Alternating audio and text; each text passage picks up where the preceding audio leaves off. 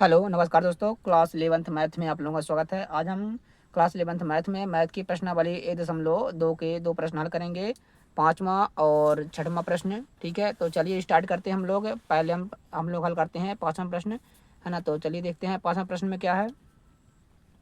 क्या निम्नलिखित समुच्चय युग्म समान हैं? कारण सहित बताइए। यहाँ हमें क्या दिए गए हैं, समुच्चय युग्म दिए हैं, या ना ये पहला युग्म दिया है, ये दूसरा दिया है। हमको बताना है कि ये युग्म जो है समान समुच्चय है कि नहीं है। तो चलिए हम लोग हल कर लेते हैं, देख लेते हैं, है ना। पहला वाला हल हल ठीक है। पहला नंबर देखो, हमारे पास क्या दिया है, ए दिया है। ए बराबर हमारे पास दिया समुच्चय 2 3, इसमें ये अवयव दिए हैं, है ना। पहला समुच्चय। बी हमारे पास ये समुच्चय दिया है ना। बी वाला हमारे पास दिया है, देखो बी बराबर क्या दिया है, समुच्चय एक्स सच दैट एक्स समीकरण समीकरण x square plus 5x plus 6x 6 बराबर 0, है ना, का एक हल है। ये हमारे पास दो समुच्चय दिए हैं, है ना। देखो ये तो रोस्टर रूप में है, हम लोग इसको ये वाले समुच्चय को भी रोस्टर रूप में बदल लेते हैं पहले, है ना। तो ये समीकरण को पहले हल करते हैं, ठीक है ना। समीकरण हमारे पास क्या दिया, देखो x square plus 5x plus 6 बराबर 0। तो देखो समीकरण हल करना हम लोग पिछली वाली क्लासों में सीख चुके हैं, ठीक है ना। अब इसमें हम डायरेक्ट इसका गुणनखंड करते हैं। देखो गुणा करें तो 6 आए और जोड़ने पर कितना आना चाहिए, 5 आना चाहिए। देखो कौन दो संख्याएं हैं, 3 और 2, है ना। 3 दूनी 6 और जोड़ेंगे तो 5 आ जाएगा, है ना।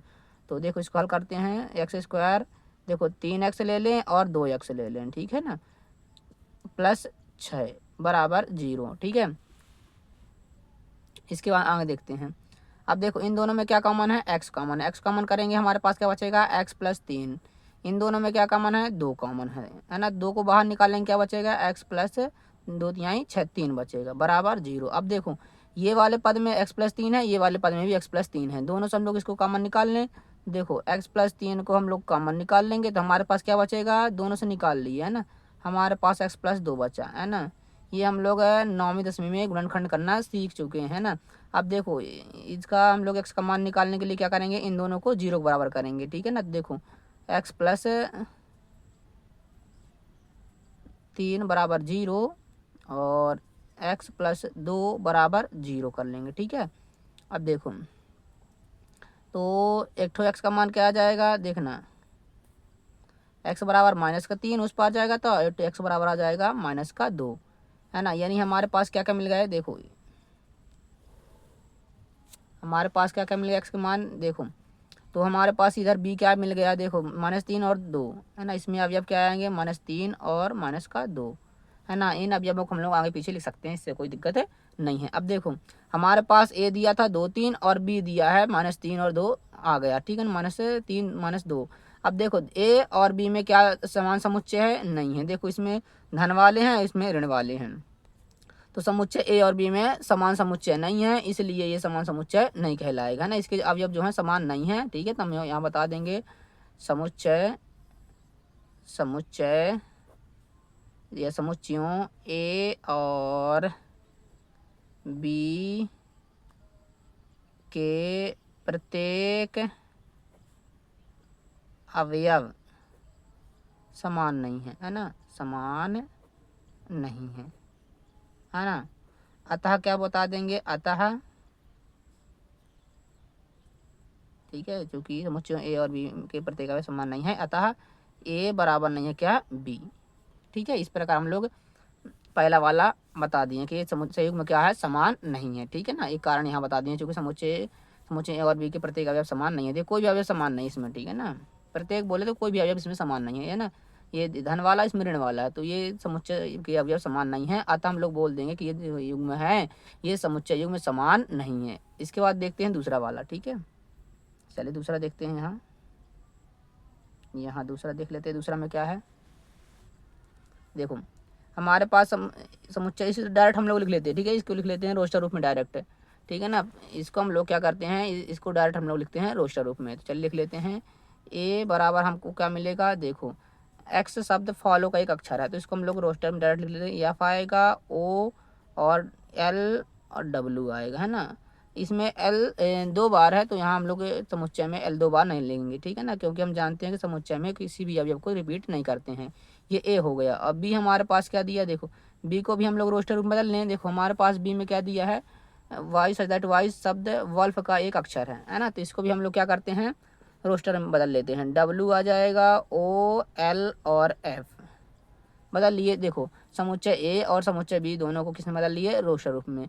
अब देखो समुच्चय ए और बी के अवयव जो हैं सेम हैं, इसमें एफ है, इसमें भी एफ है, इसका प्रत्येक अवयव इसमें है और बी वाले का प्रत्येक अवयव इसमें है।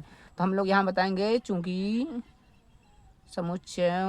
समुच्चयों ए और बी के प्रत्येक